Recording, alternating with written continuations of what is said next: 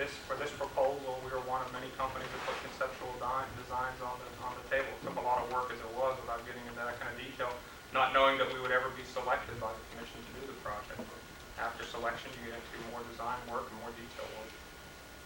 Since you sell pretty hard, your quality control approach wasn't applicable to your process control sheet. Again, I think it's just the approach to preparing a package, one of many packages that were put in. If that kind of effort is appropriate after selection. It's possible that the person who did this design just didn't do it, and on the others they did do it. We were on a we were trying to get this thing done, get it done in a high quality mode, but we also had to meet a deadline. How many cells do you plan to put in the landfill area? I don't know the landfill cell design. You, Joe? Well, I think I do. Once again, this is just a concept at this point, but the latest that I saw, we were looking at 20 cells. And once again, the latest in our thinking will be available to you in about a week or 2 weeks. 1 cell per year is what I remember. Is that correct?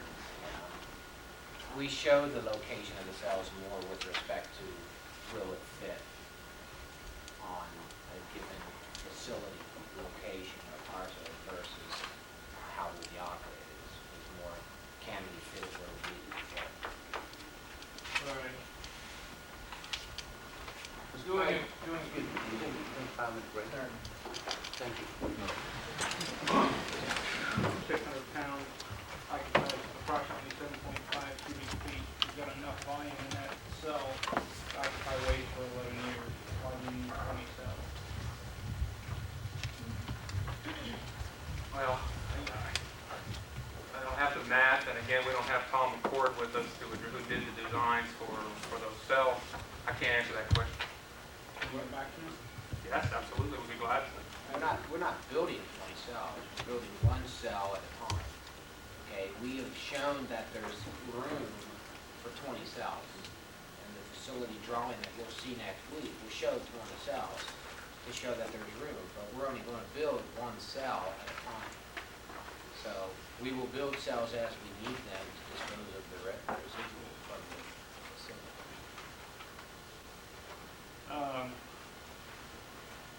In the document on page 199, you talk about what you're going to do with the landfill leaks, and it says you'll do a cell remediation with a qualified contractor. Is that a third party? Could be. If we needed to, if they had an expertise for that we didn't have in-house. I'm sure we're supposed to be outside. Direct that question to the commission. Would you require that to be by a third party? I'm not sure we require, but I don't think the ThermalKEM is involved in remediation to any extent, have you? I was thinking in terms of Dr. Turner and Edser, since they've done so much work in that area, we would prefer, of course, to use an in-house company, but I don't know their specific capabilities in that specific area. Of course, that would still have to be approved by the state as a plan for that, and how it was going to be done, and how clean it would have to be, and the extent of remediation would all have to be part of the state funding process. They'd have to get that approved before they could start any remediation. Most companies do go outside. I think contract with people who do this on a frequent daily basis because they have the equipment and they have the trained personnel to do it. But if the capability was in-house, the people expertise was in-house, I don't see there would be any difference because both would still have to get approval from the state.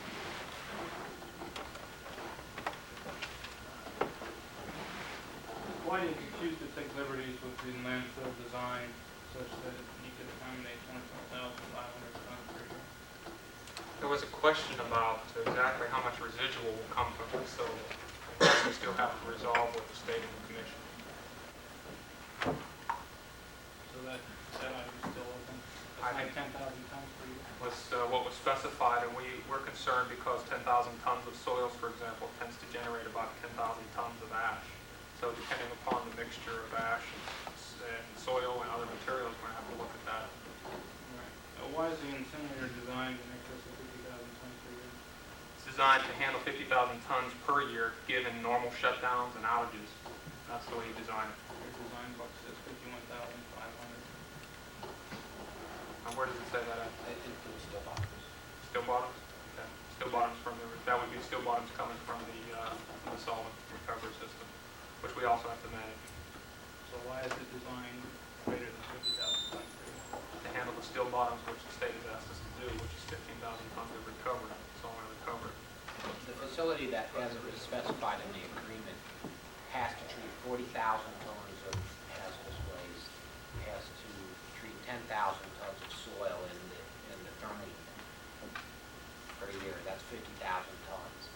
As another condition of the agreement, it also has to handle for recycle 15,000 tons of contaminated solvent.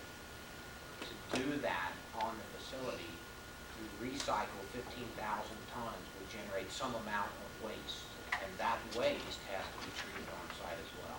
So it's Dr. within the- Turner, was it your understanding that 1,500 tons was going to be included in the 50,000, or was it in excess of 50,000? You know, you're asking that question today is the first time that has even occurred to me. But now that you've asked the question and I've heard their answer, I think I understand why it was put in the design, in this design, that the 50,000 tons was the amount that we agreed on with the other states, that the capacity we would have of waste being brought on the site.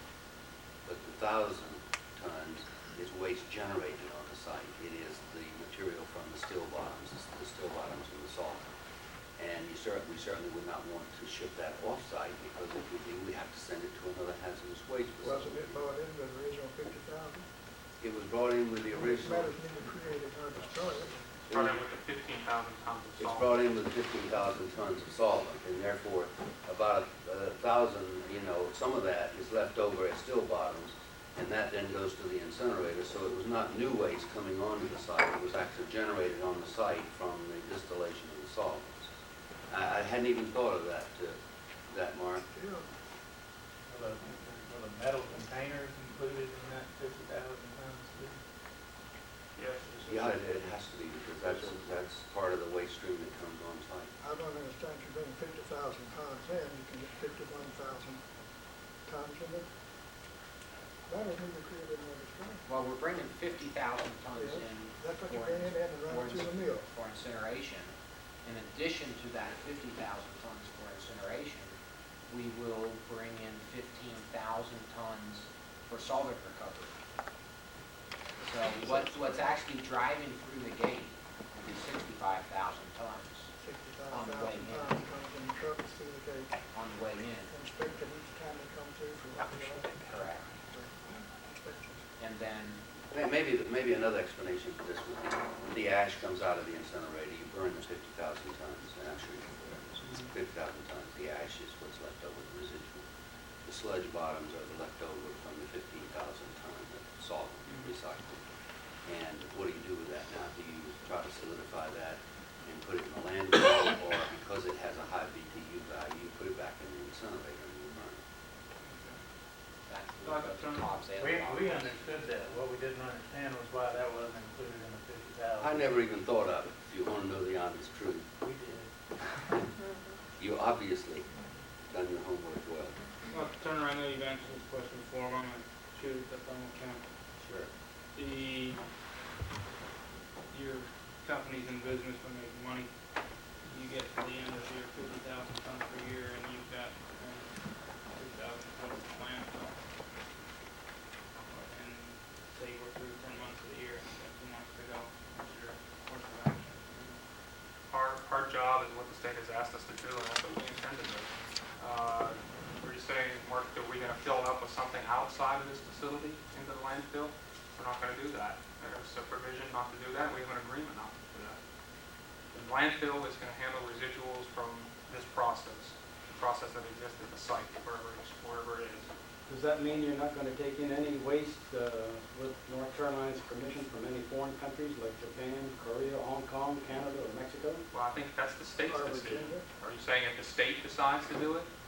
The state should make that decision, I presume, since you're working for the state. Well, That's right, it would be the state's decision. That's in the permit where it comes from. Okay, either way, will the state permit or will ThermalKEM on their own commercial business side invite other waste from foreign countries to burn in that facility? That's not our intention. No, it's not. Well, it may not be in your intention, but will it actually? I'm not going to invite any foreign countries to come here. What about Virginia?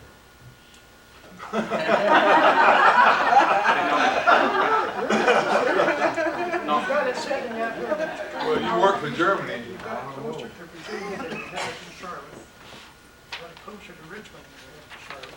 Why can't stuff come in from there? Would you take it? Well, our job is to do what we said in the contract and what the state has asked us to do. First, service North Carolina's needs. Second, service the Region 4 agreement state needs. And if any capacity exists, and all others. Dr. Turner, I still didn't get an answer on my question. And all Sorry, others? well, That's correct. And all others. Thank you. Will the state of North Carolina permit any foreign hazardous waste to be burned in that facility?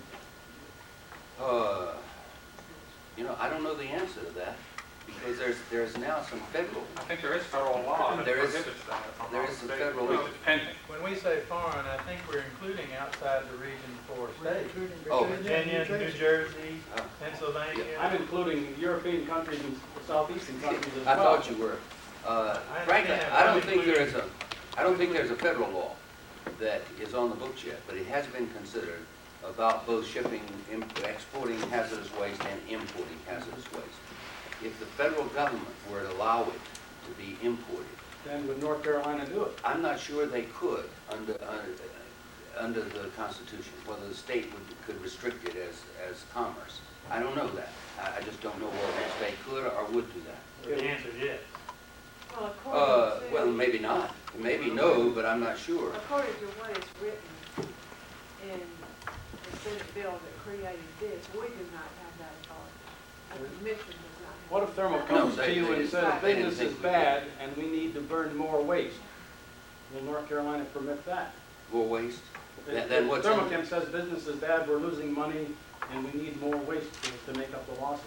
Okay, if they did that, what they would have to do, in the permit that's issued, it will specify exactly how much waste that they can treat at this facility in each of the operating units every year. That's to start with, but what about 2 years down the road and say, we've lost our shirt for the last 2 years, we need to import foreign waste? Yes, if I were the regulatory authority for the state, I might be able to answer that.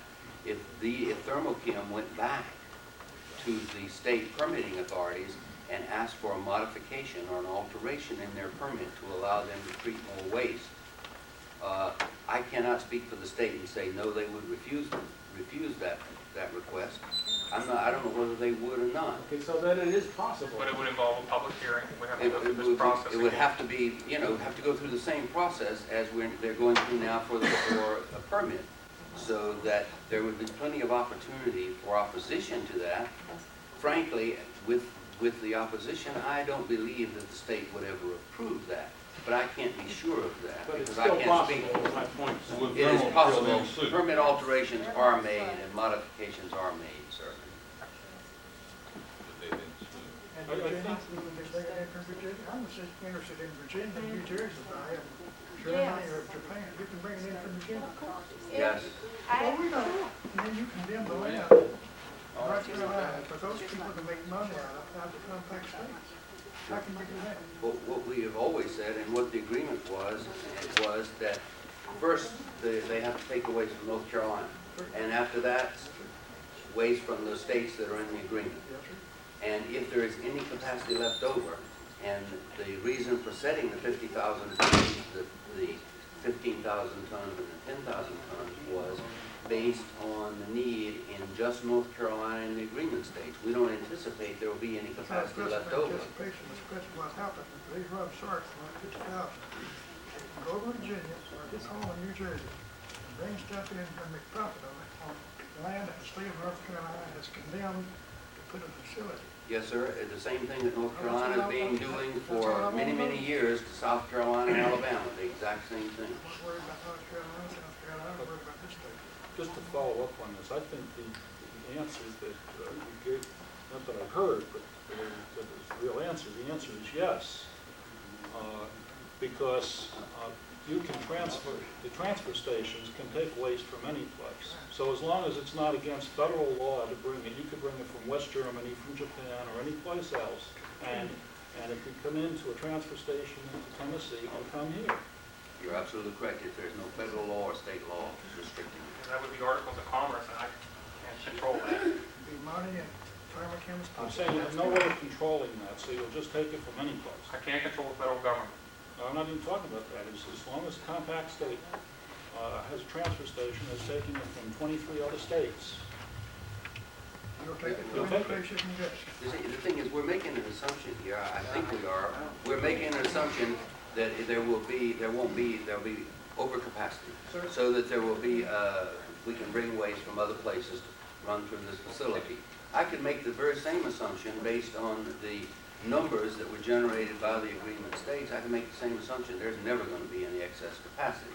I'm not sure that none of us know which of those is right.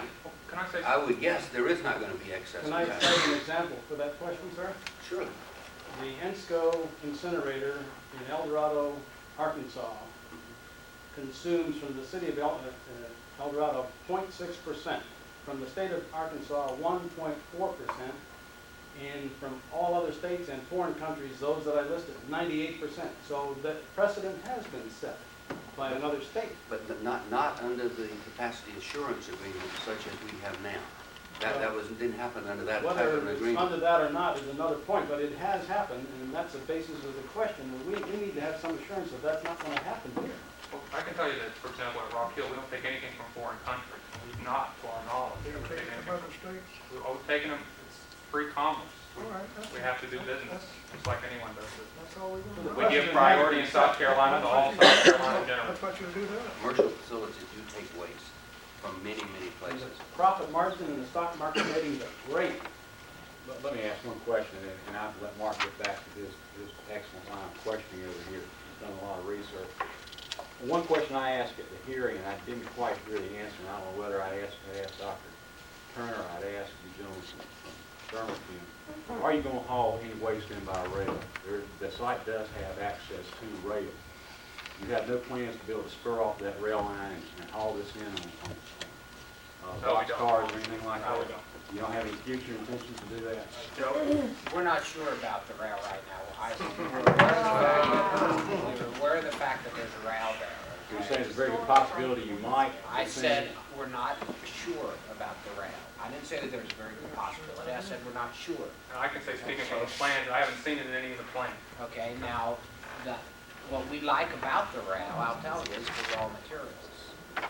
We got an awful lot of lime and caustic soda and a variety of other raw materials that we consume on a regular basis. And we like the rail for that. Now, personally, I haven't talked about that rail with respect to waste receipts.